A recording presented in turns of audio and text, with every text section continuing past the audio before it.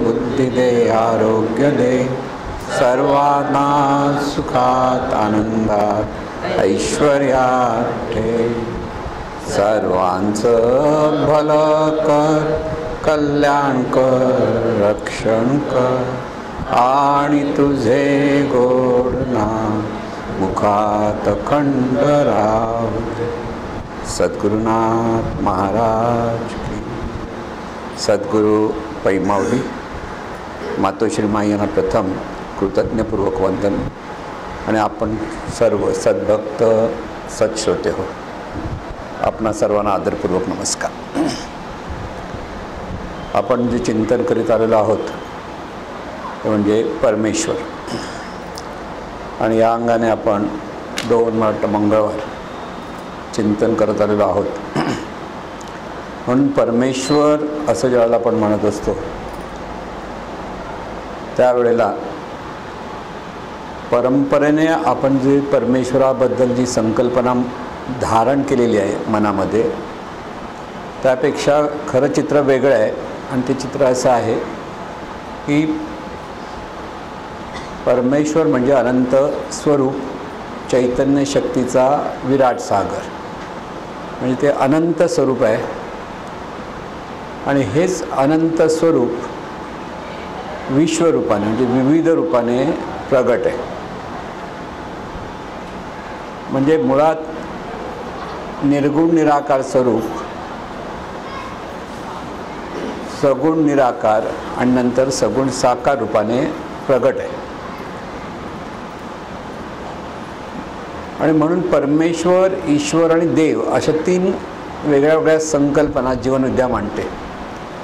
अनंत स्वरूप म्हटलं की परमेश्वरी शक्तीचा तो विराट सागर, ज्याला परमेश्वर म्हणतात, तोच परमेश्वर शरीराद्वारे प्रकट होतो, तर तो ईश्वर असतो. शरीराच्या अपेक्षेत ईश्वर आणि विश्वाच्या अपेक्षेत परमेश्वर.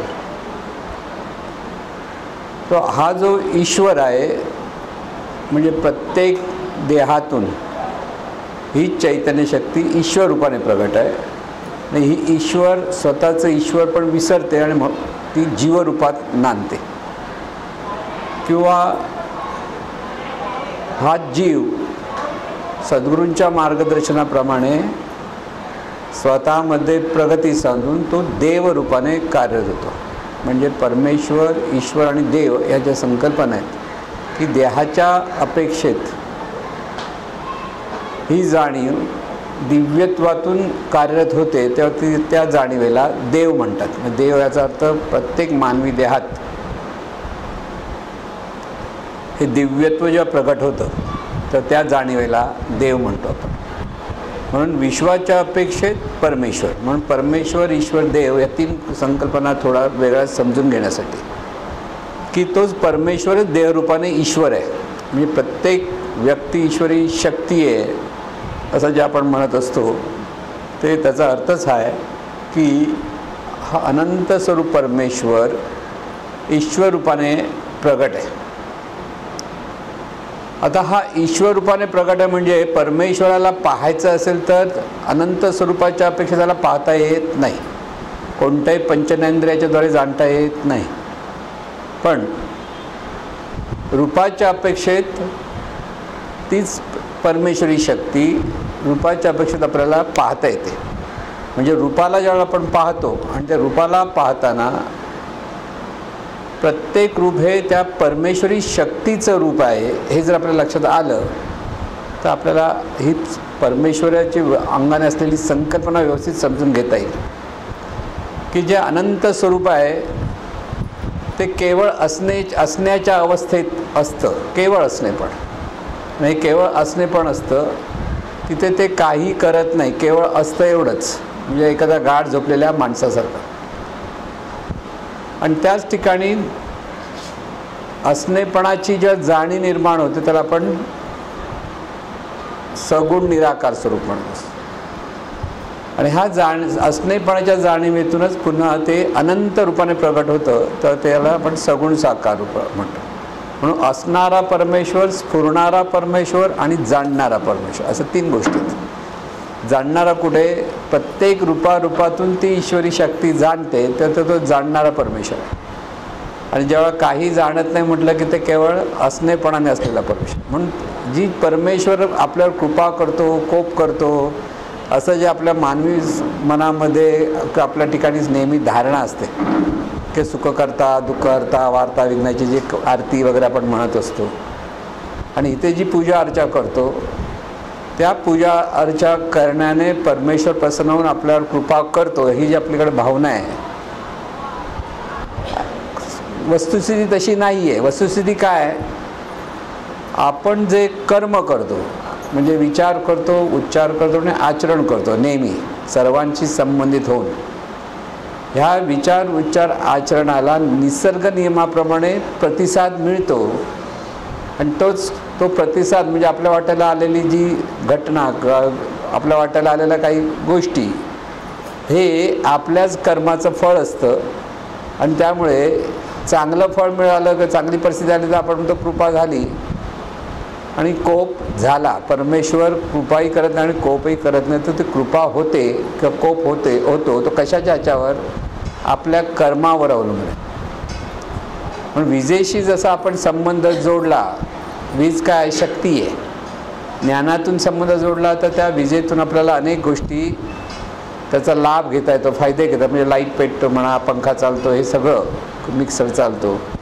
पण ते अज्ञान असेल तर त्याच विजेला जर आपला हात लागला तर शॉक लागतो. मग वीज कृपाही करत नाही आणि कोपही करत नाही. तर आपल्याच अज्ञानातून जेव्हा आपण विजेचा शॉक लागतो तर आपल्या अज्ञानाचं ते फळ असतं. आणि जेव्हा आपण ज्ञानातून त्या विजेशी संबंधित जोडतो तर आपल्याला सगळ्या चांगल्या गोष्टी प्राप्त होतात. विश्वामध्ये कुठेही पाहिलं तर हेच ज्ञान अज्ञान आपल्याला पाहता येतं. सूर्याकडे पाहिलं तरी सूर्यसुद्धा आपल्यावर कृपाही करत नाही आणि कोपही करत नाही. तो त्याच्या नियमाने ते उगवणं आणि मावळणं आपल्याला माहिती आहे. पृथ्वी आपल्या स्वतःवरती फिरता पृथ्वीचा जो भाग सूर्याच्या समोर येतो त्यात सूर्य उगवला म्हणतो, आणि परत तो पृथ्वी दुसरा भाग पुढे गेला की त्यामुळे तिथे एक काळोख झालं की आपण म्हणतो सूर्य मावळला. सूर्य उगवत पण नाही आणि मावळत पण नाही. पण ज्या वेळेला सूर्य उगवत नाही, मावळत नाही, त्यात सूर्याच्या सकाळच्या किरणाने आपल्याला फायदे होतात. डी विटॅमिन मिळतं म्हणा, आनंद मिळतो, रंगबेरंगी आकाश दिसतं, सगळं पाहतो आपण. आणि तोच सूर्य जेव्हा दुपारी 12 वाजता इतका कडक असतो की तिथे आपण सावलीत नाही उभा राहिलो तर त्याच उन्हाने आपल्याला त्रास होऊ शकतो. म्हणजे सूर्य त्रास देत नाही, आपण कसं त्या सूर्याशी संबंधित होतो त्यावर आपल्याला त्रास होतो की त्रास होत नाही, फायदा होतो की फायदा होत नाही. आणि म्हणून महत्त्वाचा बोध लक्षात ठेवायचा आहे की इथे परमेश्वराच्या बद्दल आपल्याला कृतज्ञता असली पाहिजे. बरोबर का? कारण तो आपलं कर्तव्य आहे. कारण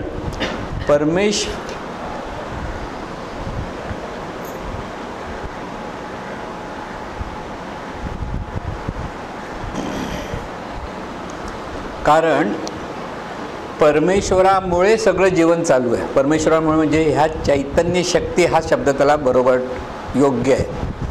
कारण चैतन्य शक्ती म्हटलं की आपल्या डोळ्यासमोर कसले आकार येत नाही, रंग येत नाही, रूप येत नाही, काही नाही.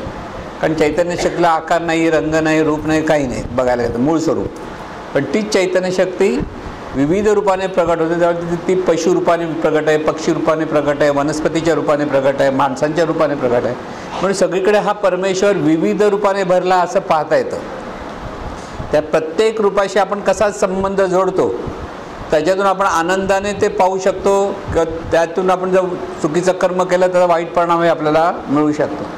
म्हणून शेवटी पूजन जे आपण म्हणतो परमेश्वराचं, ते म्हणजे आपलं कर्म. आपण कसे विचार करतो, कसे लोकांशी बोलतो आणि कसे वागतो, यावर आपल्या जीवनात चांगले वाईट परिणाम आपल्याला मिळत असतात. आणि त्यालाच आपण कृपा होणं किंवा कोप होणं असं म्हणायचं. खरं हा नियमाप्रमाणे हे सगळं आपल्याला मिळत असतं. म्हणून परमेश्वराची भक्ती म्हणत असताना आज आपण मानवी देहाच्या रूपाने तीच ईश्वरी शक्ती नांदते हे आपल्या लक्षात येत नाही. आपण मानवी देह म्हणजे देह म्हणजेच मी ह्या भावात म्हणजे जीवरूपाने जीवन जगत असतो. आणि त्यामुळे परमेश्वराचं ज्ञान झालं तर हे शरीर म्हणजे त्या परमेश्वराचीच निर्मिती आहे आणि त्यातून जाणणारं तत्त्वसुद्धा तो परमेश्वरच त्या जाणीव रूपाने जाणतो, हे लक्षात यायला लागतं. आणि हे जेव्हा लक्षात यायला लागतं त्यावेळेला सर्वांप्रती आपल्याला आपलेपणा निर्माण होतो. जोपर्यंत हे लक्षात येत नाही तोपर्यंत कोणाहीबद्दल आपल्याला आपलेपणा तसा वाटणार नाही. आपल्याला आपलं स्वतःचं पहिलं बघायची सवय असते. प्रथम मला हवं मग बाकीच्यांचं, हा जो विचार प्रत्येक माणसाकडे असतो तो जीवरूपाचा स्वभाव आहे. म्हणून आपण म्हणतो तो माणूस खूप स्वार्थी आहे. सगळेच स्वार्थी असतात, कोण नसतं. प्रत्येकाला आपला स्वार्थ साधायचा अगदी म्हणजे हौसच असते किंवा इच्छा इतकी असते की आधी मला मिळालं पाहिजे, मग इतरांचं मिळेल की न मिळेल हाही विचार नसतो.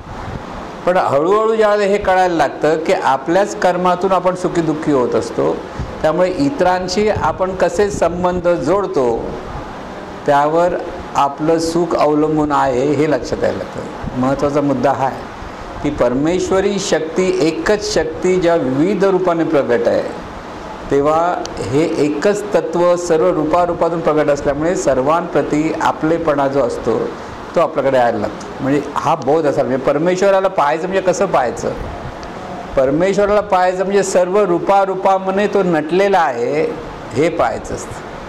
प्रत्येक आता मानवी देहात पण अनेक माणसं आहेत, विविध रंगाची आहेत, विविध धर्माची म्हणतो, विविध पंथाची, निम्न राष्ट्राची, ही सगळी एकाच चैतन्य शक्तीची रूप आहे. इथे जेव्हा आपली पक्की धारणा होते त्या कोणाहीबद्दल आपल्याला राग येत नाही की द्वेष वाटत नाही की वाईट चिंतन होत नाही, नकारात्मक दृष्टिकोन आपल्याकडे येत नाही. पण तो धारणा येणं भारमधून परमेश्वराचं ओळख जी ही आहे की प्रत्येक रूपातून हा एकच परमेश्वर नटलेला आहे, हे आपल्याकडे इतकं पक्कं झालं पाहिजे. तर आपली पाहण्याची दृष्टी सगळीकडे हाच परमेश्वरच आहे, हा परमेश्वरच आहे हे कळलं तर परमेश्वर म्हणजे परत लक्षात ठेवायचं चैतन्य शक्तीच आहे. आणि ह्या चैतन्य शक्ती ही चैतन्य शक्ती दिव्य आहे. प्रत्येक मानवी देहाच्या ठिकाणी सुद्धा ती चैतन्य शक्ती असल्यामुळे प्रत्येक मानवी देहाच्या ठिकाणी सुद्धा दिव्यत्व आहे. दिव्यत्वातून जर आपण सर्वांना जर पाहायला लागलो दिव्यत्वाच्या भावातून तर आपलं पाहणं सुधारतं, दृष्टी सुधारते. आणि या दृष्टीतून सतत आपल्याला सर्वांप्रती आपलेपणाच प्राप्त होतो की सर्वांच्या भल्याचा विचार आपल्याकडे पुन्हा पुन्हा पुन्हा पुन्हा यायला लागतो. म्हणून परमेश्वर विषय असा कळला पाहिजे. परमेश्वर म्हणजे नुसतं मूर्तीची पूजा केली किंवा एखाद्या व्यक्तीची पूजा केली तर तेवढ्यापुरती झालं असं नाही, करू नये असंही नाही. कारण करू नये म्हणजे प्रत्येक ठिकाणी जर ती परमेश्वरी शक्ती आहे तर मूर्तीच्या ठिकाणी सुद्धा परमेश्वरी शक्ती आहे. पण मूर्तीच्या ठिकाणी असलेली परमेश्वर शक्ती ही विशिष्ट नियमाने कार्यरत आहे. प्रत्येक रूपाच्या ठिकाणी ज्या ही निर्माण झालेली आहे म्हणजे जे रूप निर्माण झाले परमेश्वरातून ते विशिष्ट नियमाने झाले. म्हणून नियम लक्षात ठेवता आले पाहिजेत की कोणाशी कसा संबंध ठेवायचा. विंचू आहे तर नांगे मारणार हे आपल्याला माहिती आहे, पण म्हणून त्याला मारायचं आहे असं नव्हे तर त्याला त्याच्या जगामध्ये सोडायचं की तो कुठे बाजूला कुठे तिथे आपल्या घरात तिथे कसं लांब ठेवायचं एवढंच बघायचं आहे. म्हणजे विंचू सर्प विंचू नारायण परी त्यांची वंदावे दुरून तुकाराम महाराजांनी सांगितलं की त्या नारायणच आहेत म्हणजे ती चैतन्य शक्तीच आहे.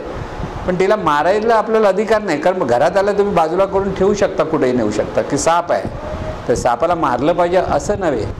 अर्थात प्राणी मात्रांच्या रूपामध्ये आपण जेव्हा जसं पाहतो तसं प्रत्येक मनुष्य देहाकडे पण पाहताना आपल्याला असंच पाहता आलं पाहिजे. सर्वत्र ही ईश्वरी शक्तीच नांदते आहे, चैतन्य शक्तीच नांदते आहे. आणि त्या चैतन्य शक्तीचं सतत भलं व्हावं, कल्याण व्हावं हा बोध आपल्याला सतत असला पाहिजे. लक्षात ठेवा, हा बोध जोपर्यंत आपल्याला नसेल तोपर्यंत परमेश्वर कळलेला नाही. धर्माच्या नावाखाली, पक्षाच्या नावाखाली, जातीच्या नावाखाली, वेगळ्या वेगळ्या नावाखाली आपण जेव्हा एकमेकांबद्दल द्वेष मत्सर करत असतो त्यावेळेला आपण परमेश्वरी शक्तीची प्रतारणा करत असतो हे आपल्या लक्षात येत नाही. म्हणजे अगदी मानवी समाजाच्या अपेक्षेत जर आपण पाहायला गेलो तर मानवी समाजाकडे प्रत्येकाकडे पाहताना सुद्धा ही ईश्वरी शक्तीच नांदते. आणि ही ईश्वरी शक्ती नांदते म्हणून सर्वांशी आपला चांगला संबंध जोडणं, सर्वांबद्दल चांगले विचार करणं, सर्वांच्या भल्याचं चिंतन करणं, ही परमेश्वराची पूजा. खरी परमेश्वरी पूजा म्हणतात ती इथे आली. नुसतं नाही तर देवळात खूप वेळ नमस्कार करतात आणि बाहेर येऊन काहीतरी भांडणतंटे करत असेल तर त्याला काही परमेश्वर कळलेला नाही. म्हणून मूर्तीला नमस्कार केला तरी मूर्तीला नमस्कार करताना आपण जेव्हा त्या चैतन्य स्वरूपाला नमस्कार करतो हे जर लक्षात आलं तर ती मूर्तीची पूजा बरोबर. पण मूर्तीला म्हणजे तो ती जी मूर्ती आहे तोच परमेश्वर असं समजून जेव्हा आपण फुलं फळं वाहतो, व्रतवैकल्य करतो, नवस करतो, कौल लावतो, हे म्हणजे आपल्याला काही परमेश्वरविषयी कळलेला नाही आणि त्या प्रमाणात करण्याचा आपण प्रयत्न करतो. म्हणून मूर्ती काही करत नाही. त्या मूर्तीकडनं प्रतिसाद काय मिळेल? जोराने डोकं आपटलं तर डोक्याला लागेल एवढंच कळेल. पण दुसरी मूर्ती काहीच करत नाही, कृपा करते, कोप करते नाही आहे. तिथे त्या मूर्तीचा आधार घेऊन जर चैतन्य स्वरूपाचं स्मरण केलं तर परमेश्वराचं पूजन आहे. पण प्रत्येक माणसाकडे पाहून जर आपण त्या प्रत्येक ठिकाणी ही चैतन्य शक्तीच नांदते हे जर लक्षात ठेवून आपण तिथे प्रत्येकाशी चांगले आदरपूर्वक आपण सन्मानपूर्वक जर प्रत्येकाकडे पाहायला लागलो तर ती खरी परमेश्वराची पूजा आहे. म्हणजे संतांनी आपल्याला हेच सांगितलं आहे प्रत्येक ठिकाणी. समस्तही श्री वासुदेव ऐसा प्रतिती रसाचा ओतला भाव, तो भक्ता माझी राहो ज्ञानिया तुझी. खरा भक्त कोण? समस्तही श्री वासु, सगळीकडे हे चैतन्य स्वरूपच आहे हे ज्याच्या सतत स्मरणात असेल. ऐसा प्रतितीरस म्हणजे हा अनुभवातून तो सतत सगळीकडे पाहत असेल तर तो खरा भक्त आहे आणि खरा ज्ञानी आहे. खरा भक्त आणि खरा ज्ञानी असं जे आपण म्हणतो त्यावेळेला हे जे ज्ञान आहे परमेश्वराचं, त्या परमेश्वराचं ज्ञान जर जगात सगळ्यांना झालं तर लढाया होणार नाहीत, भांडणतंटे होणार नाहीत, कोर्ट कचेऱ्यामध्ये लोक जाणार नाहीत. केवढा फरक होईल? आज कोर्टामध्ये केवढ्या मारामाऱ्या आणि किती भांडणतंटे आणि किती वर्षानुवर्ष सगळे एकमेकावर आरोप प्रत्यारोप चालू आहे.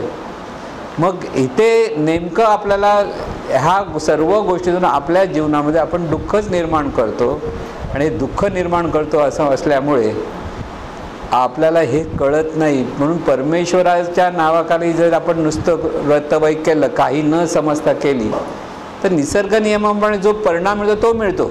म्हणजे एखाद्याला उपास केल्यानंतर जर ॲसिडिटीचा त्रास होत असेल आणि उपास केला तर ॲसिडिटीचा त्रास होणारच. त्याच्या प्रकृतीला जर उपास मानवत नसेल तरी तो आपलं नाही मला आज उपास करायचा, महाशिवरात्री आहे, मला केलाच पाहिजे, तर तुला ॲसिडिटी होणार. तिथे शंकर येऊन डोक्यावर हात ठेवणार नाही. हे कळत नाही आहे. आपल्याला वाटतं परमेश्वर म्हणजे समोर आता शंकर आला पाहिजे किंवा गणपती आला पाहिजे आणि ह्या कल्पनेतून आपण सगळी पूजा अर्चा करत असतो. म्हणून बरेच लोक ज्यावेळेला आपण म्हणतो की गणपतीचे भक्त आहेत, मारुतीचे भक्त आहेत, ह्याचे भक्त त्याचे भक्त, हे भक्त आहेत म्हणजे नेमकं काय?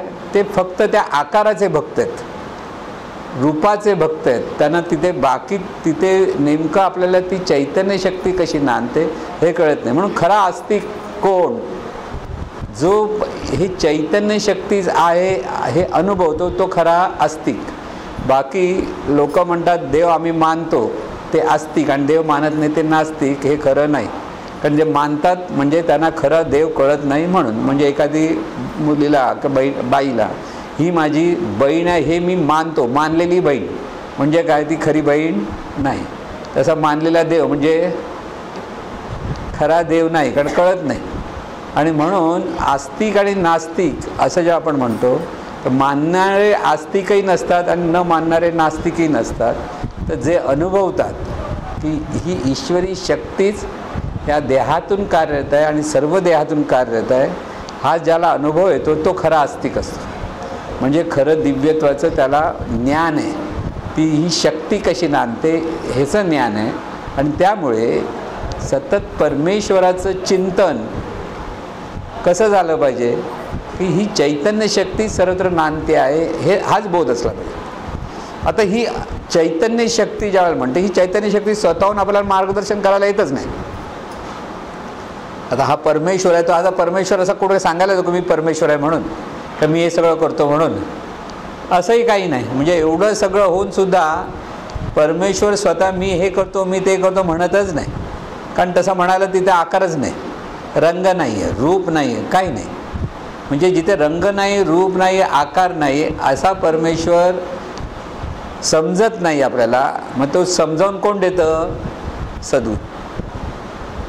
म्हणजे तीच परमेश्वरी शक्ती सगुण साकार होते आणि त्याला आपण सद्गुरू म्हणतो. सद्गुरू म्हणजे ह्या परमेश्वरी शक्तीचा अनुभव किंवा अनुभूती ज्यांच्याकडे आहे त्यांना आपण सद्गुरू म्हणतो. आणि ते सद्गुरू आपल्याला देव दाखवतात. म्हणून कबीर काय म्हणतात, जर सद्गुरू समोर उभे आहेत आणि दुसऱ्या वेळेस देव आहे तर मी प्रथम कोणाला नमस्कार करेन?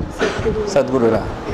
खरं सांगायचं देव असा उभा राहतच नाही, सद्गुरू दिसतो तोच देव, असं कबीरांना म्हणायचं. आता देवच उभा राहणार कसा? त्याला रंग नाही, रूप नाही. तो रंगरूप असलेला माणूस, मानवी देहात असलेलं जे चैतन्य आहे तोच सद्गुरू.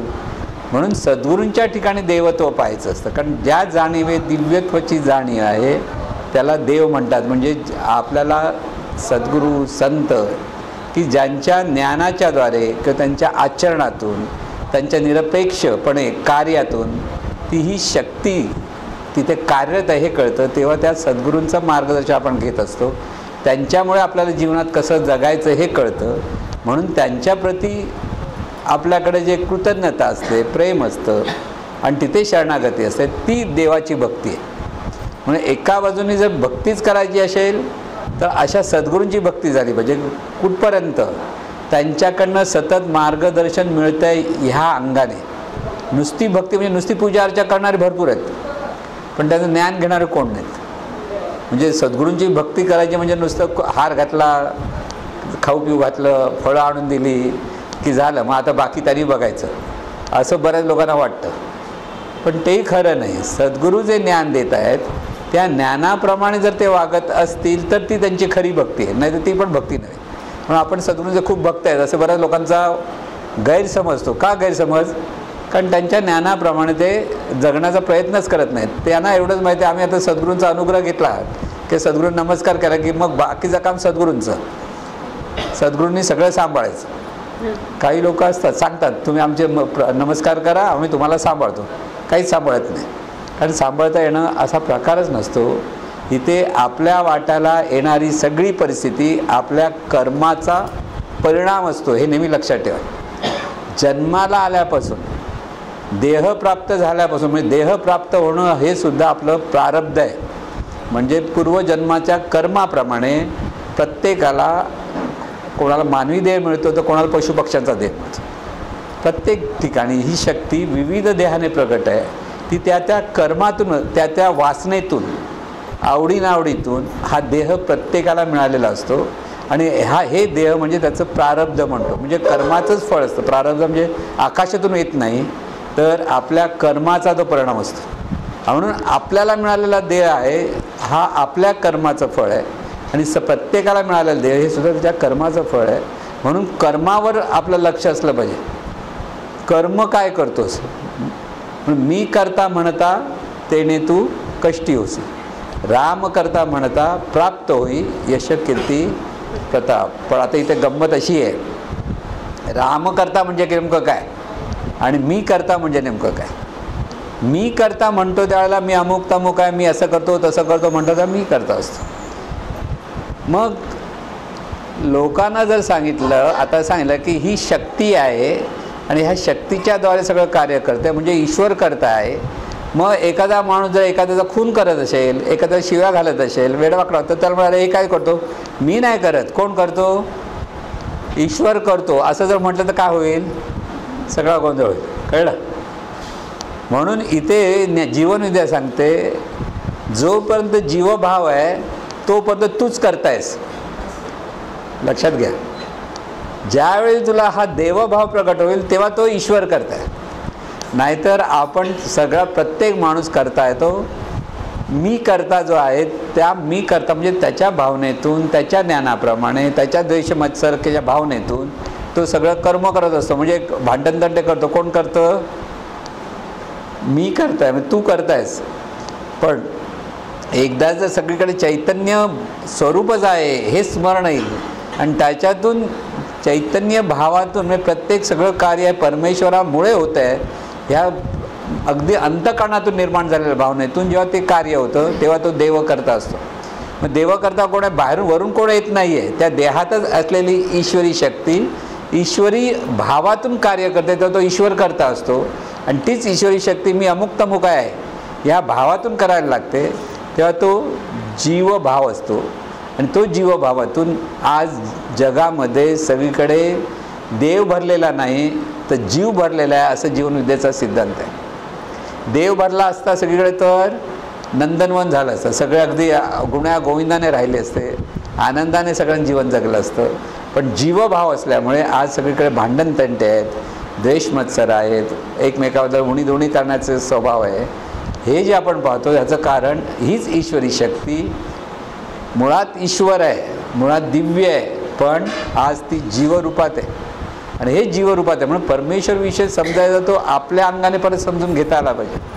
मी म्हणणारी ही ईश्वरी शक्ती आहे, पण जोपर्यंत ही ईश्वरी शक्ती हे ह्या ईश्वराला कळत नाही तोपर्यंत तो जीवच असतो. आणि जीव असल्यामुळे मीच्या अपेक्षेत, देहाच्या अपेक्षेत सगळं आपलं पाहणं संकुचित होतं.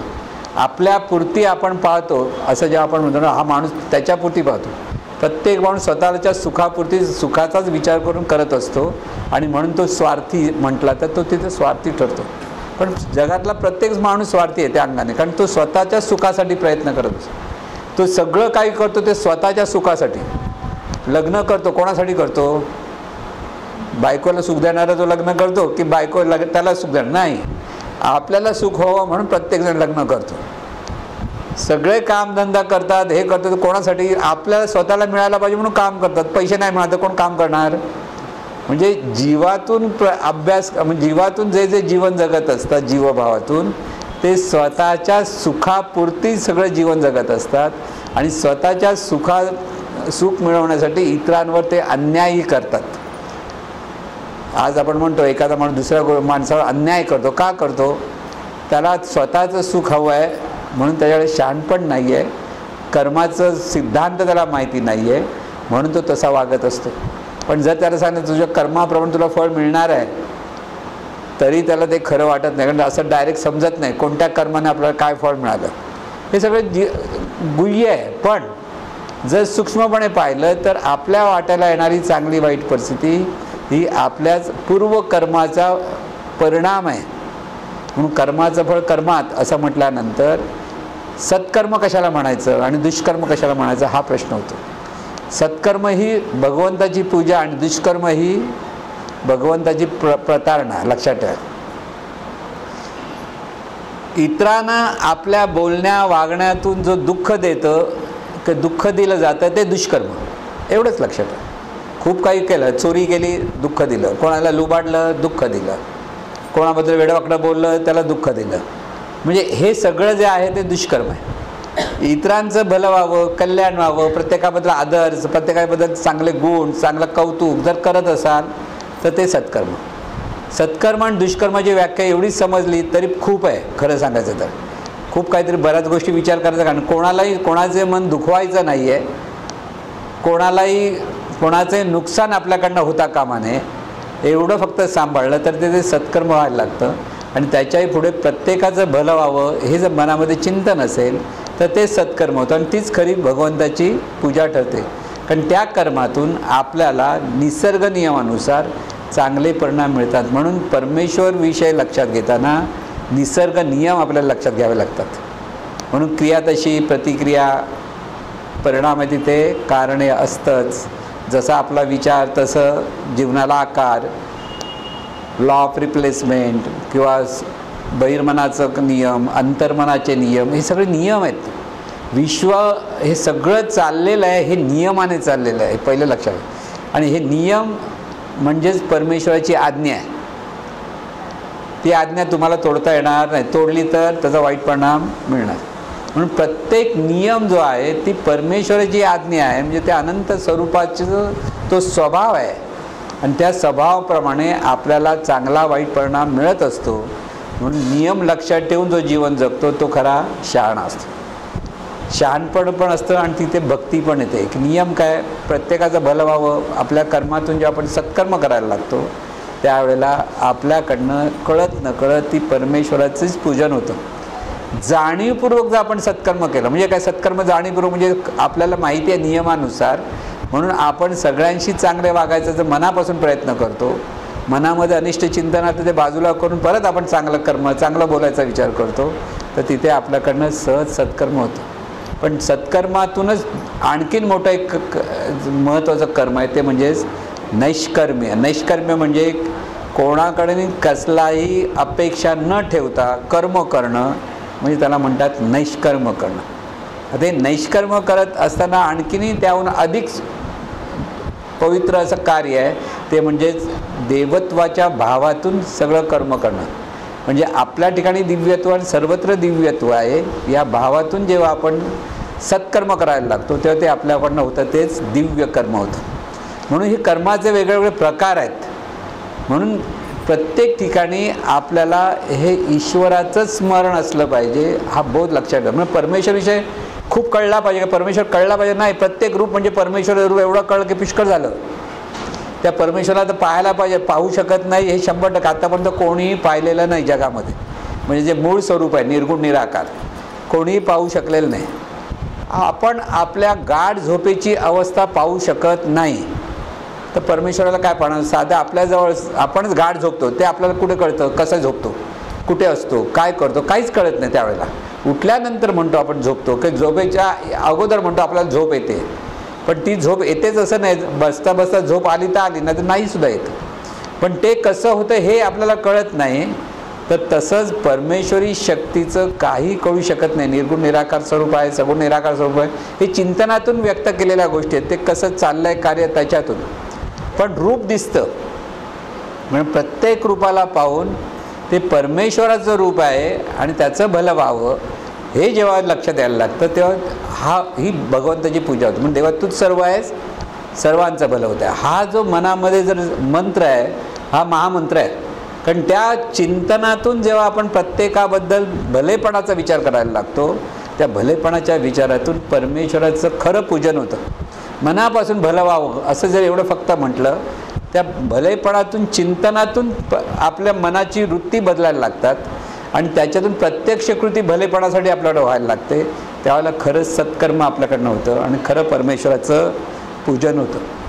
म्हणून जे जे केले करशील, करीतोसी म्हणेन मी केले, स्मरण असो दिन रजनी, प्रभू सत्तेनेच हे चाले. एवढं सांगितलं की प्रभूच्या सत्तेने हे चाललेलं आहे, परमेश्वरी शक्तीच्या सत्तेने हे सगळं विश्व चाललं. सत्तेने म्हणजे नियमाने, लक्षात हे नियम आहेत सगळीकडे, आणि हे नियमातून निरनिराळे प्राणी मात्र जन्माला येत आहेत.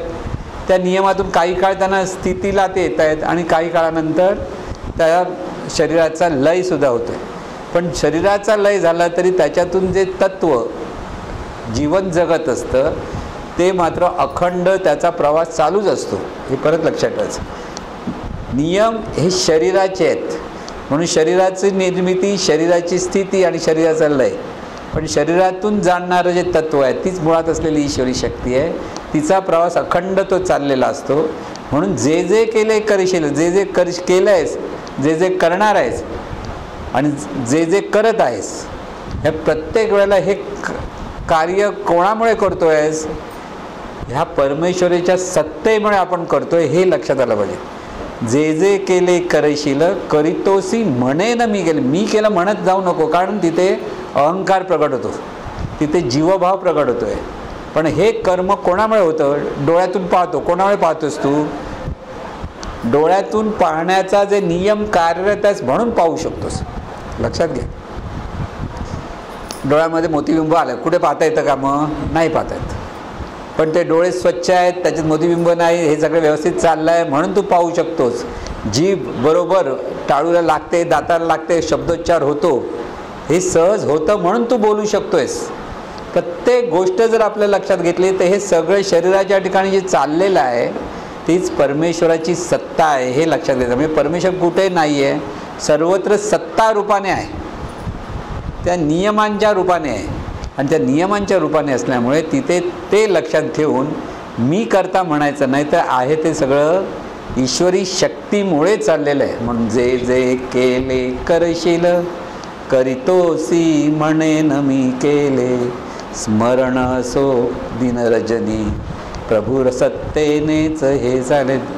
मग मी झोपताना, झोपेत सुद्धा, जाताना सुद्धा परमेश्वर सत्तेने झोपतोयस.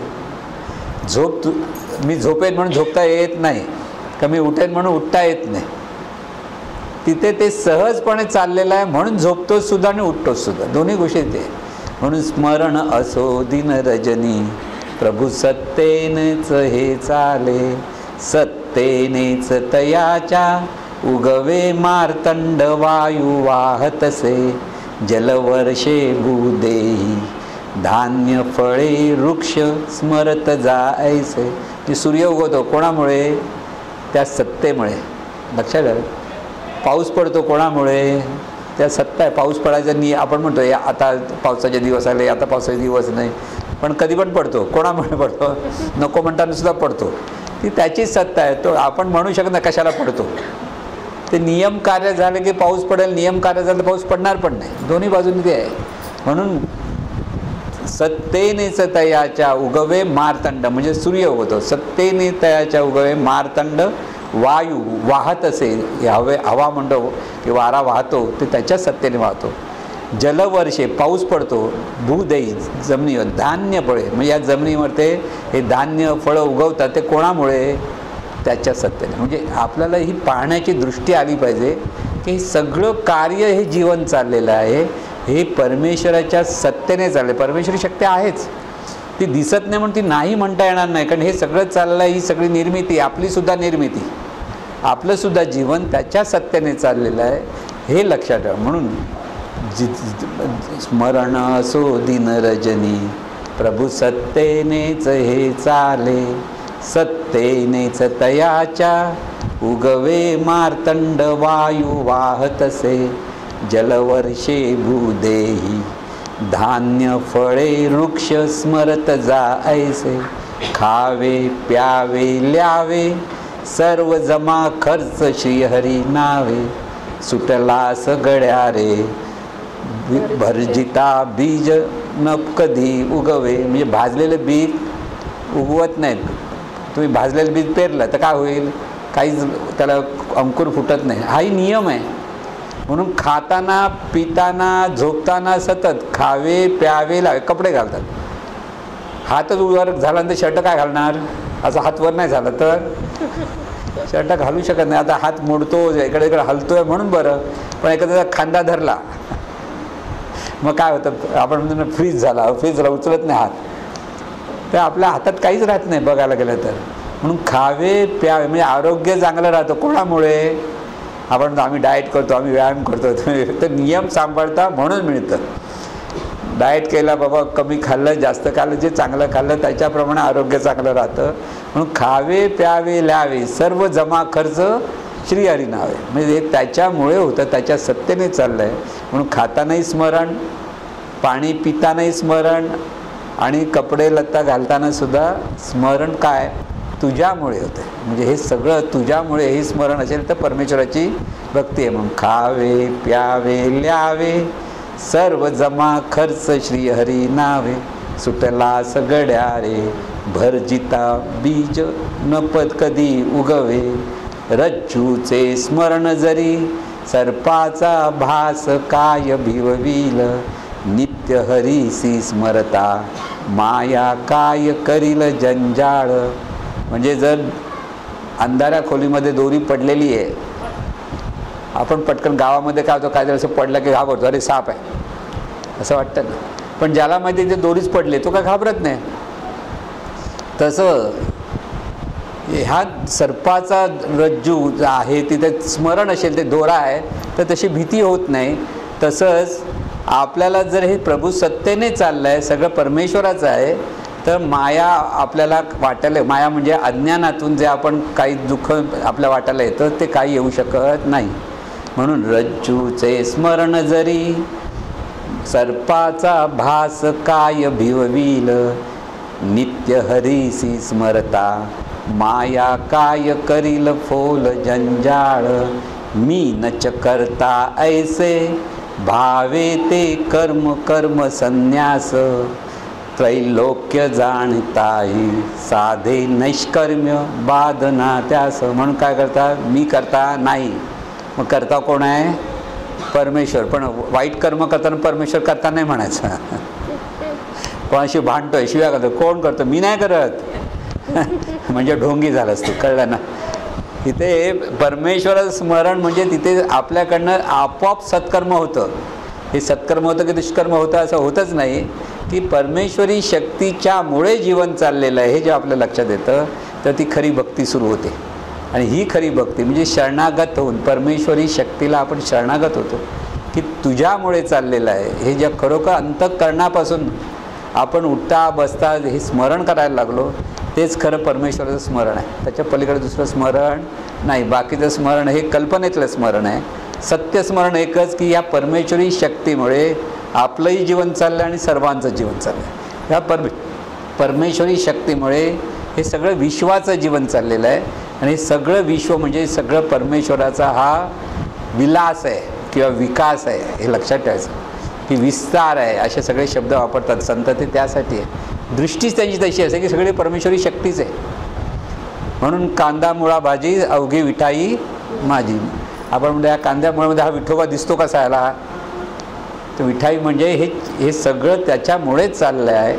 ही चैतन्य शक्तीचं हे कार्य आहे. हे समजणं म्हणजेच परमेश्वराचं ज्ञान झालं. याला परमेश्वराचं ज्ञान म्हणजे ब्रह्मज्ञान म्हणतात. याला ब्रह्मज्ञान म्हणतात खरं सांगायचं. सर्वत्र परमेश्वरी सत्तेमुळे सगळ्यांचं जीवन चाललेलं आहे. प्रत्येक ठिकाणी परमेश्वरी नांदते. म्हणून प्रत्येकाचा सन्मान आपल्याकडनं झाला पाहिजे. कोणाचाही अपमान आपल्याकडनं होता कामा नये, ही ते काळजी घेता आलं पाहिजे. आपणही परमेश्वरी शक्ती आहे, सर्व परमेश्वरी शक्ती आहेत, हे जे भाव असतो आणि त्याच्यातून सगळं सत्कर्म होतं. म्हणून सत्कर्म हीच परमेश्वराचं पूजन, दुष्कर्म हे परमेश्वराची प्रतारणा. म्हणून पूजन करायचं की प्रतारणा करायची हे ज्ञानातून कळतं. पण आता हे एवढं कळलं म्हणून पटकन होतं का, समजतं म्हणतो आपण सगळं. आता सद्गुरूंनी किती वर्ष सांगितलं आहे ना, पण होतं नाही. का नाही होत, कारण आपण तसं चिंतन करत नाही. चांगलं कार्य होण्यासाठी अभ्यास करावा लागतो, वाईट गोष्ट करण्यासाठी अभ्यास करावा लागतो. शिवी पटकन देता येते ना आपल्याला. एकदा ऐकली की पटकन तशी शिवी. लहान मुलाला बघा, त्याने दोघांना शिव्या मारला तर तिसरं ते पटकन शिवी देते. पण ओवी म्हणता येत नाही. म्हणजे एखादा चांगला श्लोक म्हण तर ते नाही, त्याला पाठ करावा लागतो आपल्याला, पुन्हा पुन्हा केलं. म्हणून चांगली गोष्ट करण्यासाठी अभ्यास करावा लागतो. वाईट गोष्ट करायला जास्त अभ्यासाची आवश्यकता नसते, ते पटकन होतं. बिल्डिंग तोडायला किती दिवस लागतात, काही दिवसात बिल्डिंग तोडू शकतात हल्ली, पण उभी करायला 2 वर्ष तरी लागतात ना. तसं जीवनामध्ये आपल्याला स्वतःला सुधारायला वेळ हा लागणारच. पण त्यासाठी प्रयत्न सतत आपणच करायचे, पण दुसऱ्याने करायचे असंही नाही आहे. सद्गुरूंनी मार्गदर्शन केलं, पण ते आपल्यापर्यंत आपल्याकडनं जोपर्यंत आपण प्रयत्न करणार नाही तोपर्यंत सुधारणा होणार नाही, तोपर्यंत खरा परमेश्वर समजणार नाही. परत लक्षात ठेवा, नुसता साक्षात्कार पाहिजे म्हणायचं आणि काहीच करायचं नाही असं असेल तर तसंही होणार नाही. सद्गुरूंचं जे मार्गदर्शन आहे त्याचा अभ्यास आपल्याला प्रत्येकाला केलाच पाहिजे. लक्षात ठेवा, केलाच पाहिजे. कसा करायचा, सर्वत्र ही ईश्वरी शक्ती नांदते हे पुन्हा पुन्हा पुन्हा पुन्हा आपल्याला स्वतःला समजावून सांगता आलं पाहिजे. प्रत्येक ठिकाणी पाहताना ही चैतन्य शक्तीच आहे, ही चैतन्य शक्ती, हा अभ्यास करावा लागतो. कुठेही पाहाल, जिथे रूप दिसेल तिथे चैतन्य शक्ती आहे हे मनातल्या मनात आपल्याला सांगावं लागतं. आणि हे जेव्हा आपण पुन्हा पुन्हा करतो तेव्हा आपल्या अंतर्मनात मरतं, कारण बहिर्मन अंतर्मनाचे नियम तिथे कार्यरत असतात. एकदा सांगितलं तर पटकन तसं होत का नाही, कारण अंतर्मन ते ऐकत नाही. बहिर्मन ऐकतं, बहिर्मन हो म्हणेल, पण अंतर्मन त्याला साथ देत नाही आणि म्हणून आपण विसरतो. किती अभ्यास थोड्या वेळ म्हणतो हा ईश्वर आहे ईश्वर आहे म्हणतो, थोडा जरा पुढे गेलो की लगेच ईश्वर विश्वर सगळं विसर, तू आणि मीच आहे. तिथे तुझं माझं सगळं चालू होतं आणि हे तुझं माझं चालू होतं आणि तिथे आपला गोंधळ होतो. म्हणून जीवभाव सुटता सुटत नाही आणि देवभाव येता येत नाही अशी माणसाची अवस्था आहे.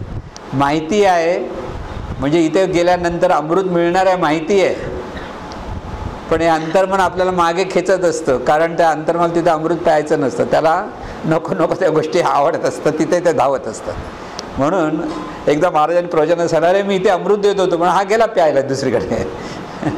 कारण तो माणसाचा स्वभाव आहे, जीवाचा स्वभाव, माणसाचा म्हणण्यापेक्षा इथे अंतर्मनामध्ये परिवर्तन व्हायला पाहिजे. मग नियम अंतर्मनाचं काय, ज्या पुन्हा पुन्हा ज्या वेळेला आपण, म्हणून इथे सत्संग महत्त्वाचा आहे, श्रवण महत्त्वाचं आहे, मनन महत्त्वाचं आहे, चिंतन महत्त्वाचं आहे, संत संगती महत्त्वाची आहे. कारण संत संगतीशिवाय ही परमेश्वरी शक्ती कळूच शकत नाही. नुसतं किती वरवर सांगितलं तर ते कळणं कठीण आहे. आणि म्हणून ह्या संगतीत राहिलं आणि त्याच्यातून श्रवण मनन चिंतन करायला लागलो तर तिथे आपल्याला हळूहळू तो ध्यास लागतो. त्याला म्हणतात निज ध्यास.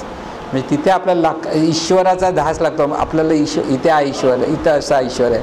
ह्या ईश्वरत्वातून सतत आपण पाहण्याचा अभ्यास करतो. म्हणून इथे अभ्यासाची गरज आहे. म्हणून अभ्यासाची सर्वता दुष्कर नाही, म्हणून तू मज ठाई अभ्यासे मिळ, असं आपोआप मिळण्या म्हणते. अभ्यासे मिळ, अभ्यासाशिवाय हे होणार नाही. गुरुमुखे उदयजेत दिसे, हृदयी स्वयंभची असे, प्रत्यक्ष फाव लागे आपैसायची. म्हणजे गुरुच्या मुखातून ते कळतं, उदयजेतच आहे, प्रत्यक्ष आपल्या ठिकाणी आहे. पण ते अनुभवायला मात्र अभ्यासाची गरज आहे. प्रत्येक ठिकाणी ईश्वरी शक्तीच आहे, याबद्दल शंकाच नाही. पण अंतर्मनामध्ये ते ज्ञान एक मुरण्यासाठी पुन्हा पुन्हा पुन्हा पुन्हा त्याचं चिंतन करावं लागतं. आणि पुन्हा पुन्हा चिंतन केल्याशिवाय ईश्वरत्वाचा जो भाव आहे तो प्रगट होणार नाही.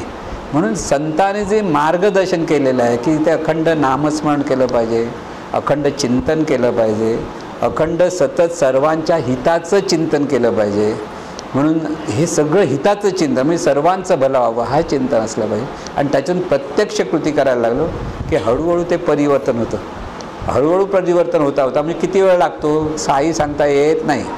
कोणाला वर्षभरात जमेल तर कोणाला 12 वर्ष पण जमणार नाही. प्रत्येकाचा जो पिंड आहे त्याप्रमाणे प्रत्येकाला कमी जास्त आणि ज्याचा जो प्रयत्न आहे, पिंड अधिक प्रयत्न अधिक संत संगती, ह्याच्यातून मानवी जीवनामध्ये हा विकास प्रत्येकाला साधता येतो. म्हणून संत संगती अत्यंत महत्त्वाची. सद्गुरूंची संगती, सद्गुरूंची संगती म्हणजे सद्गुरू, प्रत्येक सद्गुरूंचा सहवास आहेच, पण त्याचबरोबर त्यांच्याकडनं येणाऱ्या ज्ञानाचा सहवास, त्या ज्ञानाचं सतत चिंतन मनन असायला पाहिजे. म्हणून हे जेव्हा आपल्याकडे व्हायला लागतं त्यावेळेला खऱ्या अर्थाने हा परमेश्वर म्हणजे ती परमेश्वरी शक्ती, चैतन्य शक्ती आपल्याच ठिकाणी चैतन्य भावातून कार्यरत होते. आणि तेव्हा तिथे दिव्यत्व निर्माण होतं. म्हणून जीवाचा तिथे देव होतो. परमेश्वर विषय हा असा समजला पाहिजे लोकांना, तेव्हा जगामध्ये सुख शांती समाधान निर्माण होईल. आता किती मोठमोठ्या गोष्टी केल्या, किती सुधारणा केल्या, किती श्रीमंती आली समृद्धी आली, तरी मनाची शांती या कोणत्याही गोष्टीने मिळणार नाही. तिथे परमेश्वराचं चिंतनच व्हायला हवं. आणि त्या चिंतनातून खरं हे जीवन आपल्याला जगता येतं. आणि असं हे जीवन प्रत्येकाला जगता येऊ ही सद्गुरूचरणी प्रार्थना. हे ईश्वरा सर्वांना चांगली बुद्धी दे, आरोग्य दे, सर्वांना सुखात आनंदात ऐश्वर्यात ठेव. सर्वांचं भलं कर, कल्याण कर, रक्षण कर, आणि तुझे गोड नाम मुखात अखंड राहू दे. सद्गुरुनाथ महाराज. आता एक कृतज्ञतेने मी तुम्हाला मुद्दांचा विषय झालेला आहे आपला.